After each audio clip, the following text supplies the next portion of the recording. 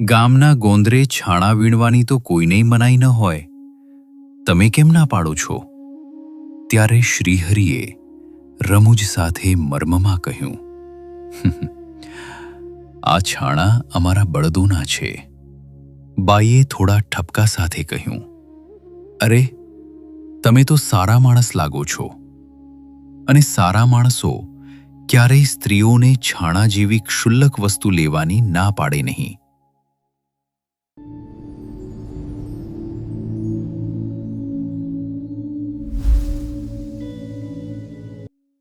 ફાગણ સુદ પૂનમના દિવસે વડતાલની પવિત્ર ધરા પર દિવ્ય ફૂલ ડોલોત્સવની ઉજવણી કરવામાં આવી. શ્રીહરિની આજ્ઞાથી સદ્ગુરુ નિષ્કુળાનંદ સ્વામીએ જ્ઞાનબાગમાં કલાત્મક હિંડોળો તૈયાર કર્યો હતો. ચારે બાજુ અબીલ ગુલાલની ઉડતી છોડો અને વાજિંત્રોના ગુંજારવ વચ્ચે સંતો ભક્તોએ ભક્તિમય ઓચ્છવ કર્યો. આ દિવ્ય માહોલમાં શ્રીહરિ પ્રેમ હિંડોળે ઝૂલી સૌના મનોરથ પૂર્ણ કર્યા. ભવ્ય ઉત્સવ પૂર્ણ કર્યા બાદ શ્રીહરિએ વિચરણનો પ્રારંભ કર્યો. કારિયાણીથી નીકળીને તેઓ ઝીંઝાવદર, નિંગારા અને ઉગામાડી જેવા ગામોના ભક્તોને ન્યાલ કરતા ગઢપુર તરફ આગળ વધી રહ્યા હતા. વિચરણ દરમિયાન જ્યારે તેઓ રામપુર ગામે પહોંચ્યા, ત્યારે મહારાજે એક અનોખો નિર્ણય લીધો. તેમણે પોતાની સાથે રહેલા સંતો અને ભક્તોના મોટા મંડળને ગઢપુર જવા માટે અગાઉથી વિદાય કરી દીધા.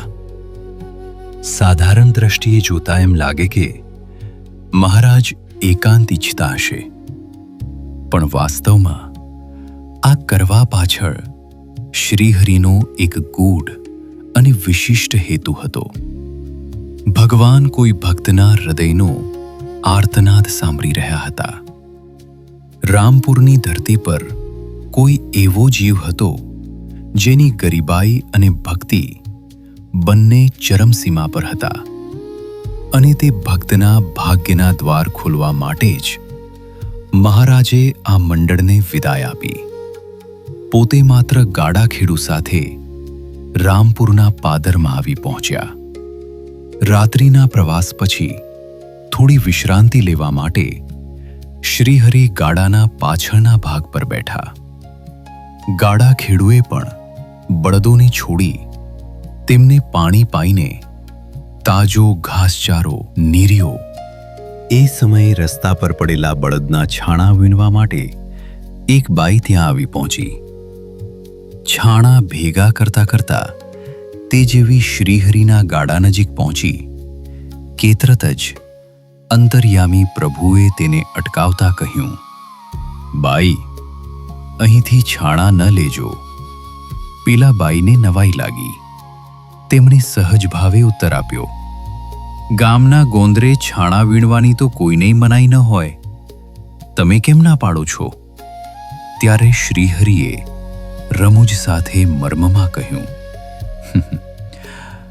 આ છાણા અમારા બળદોના છે, એટલે તેના પર તમારો કોઈ અધિકાર નથી. અમે તમને આ છાણા લેવા નહીં દઈએ. બાઈએ થોડા ઠપકા સાથે કહ્યું, અરે, તમે તો સારા માણસ લાગો છો, અને સારા માણસો ક્યારેય સ્ત્રીઓને છાણા જેવી ક્ષુલ્લક વસ્તુ લેવાની ના પાડે નહીં. શ્રીહરિ તો આ બાઈના ઘર સુધી પહોંચવા માંગતા હતા, એટલે તેમણે વાત આગળ વધારતા પૂછ્યું, સારું, એ તો કહો કે તમારી જ્ઞાતિ કઈ છે અને તમારું નામ શું છે? બાઈએ કહ્યું, અમે વાણિયા છીએ અને મારું નામ જીવી છે. પ્રભુએ તરત જ બીજો પ્રશ્ન કર્યો, તો જીવીબાઈ, તમારા પતિનું નામ શું છે? જીવીબાઈએ મર્યાદા રાખતા કહ્યું, અમારા રિવાજ મુજબ ધણીનું નામ ન લેવાય. તેનું નામ લઈએ તો અપશુકન થાય. ત્યારે પ્રભુ હસીને બોલ્યા, જો તમે તમારા ધણીનું નામ કહો તો જ અમે તમને આ છાણા લેવા દઈશું, બાકી નહીં. જીવીબાઈને થયું કે આ સાધુ પુરુષ કોઈ સામાન્ય વ્યક્તિ નથી. તેમણે સામો પ્રશ્ન કર્યો, પણ એ તો કહો કે તમે પોતે કોણ છો?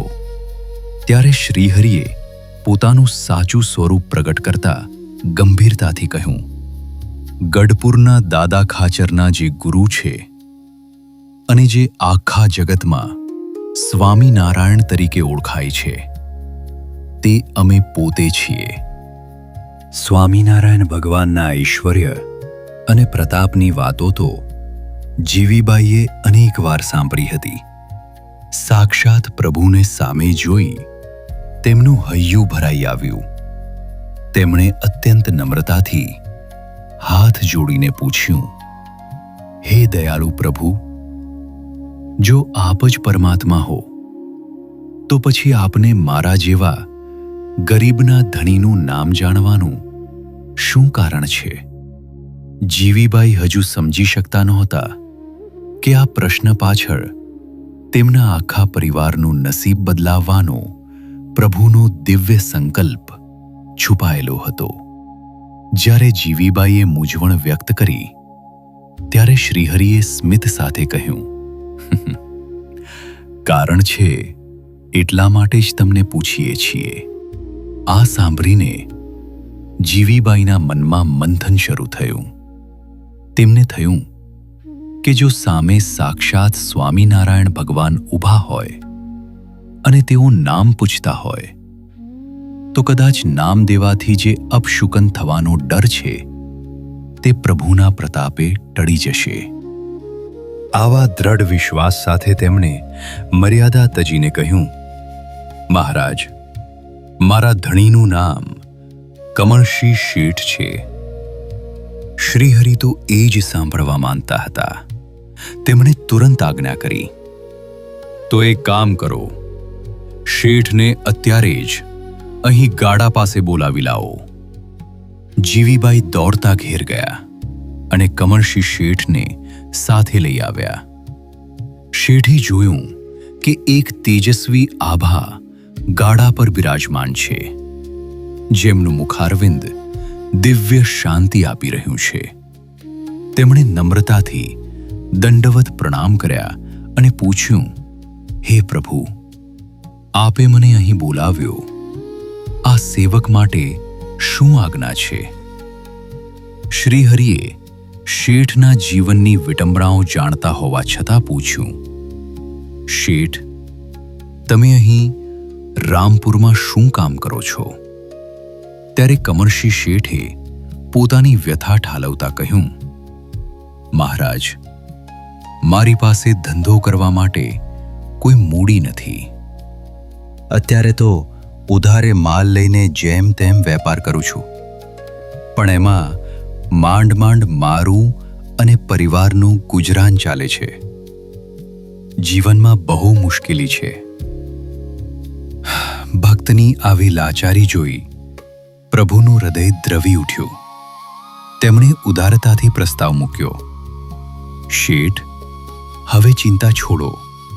તમે અને જીવીબાઈ બંને અમારી સાથે ગઢડા ચાલો.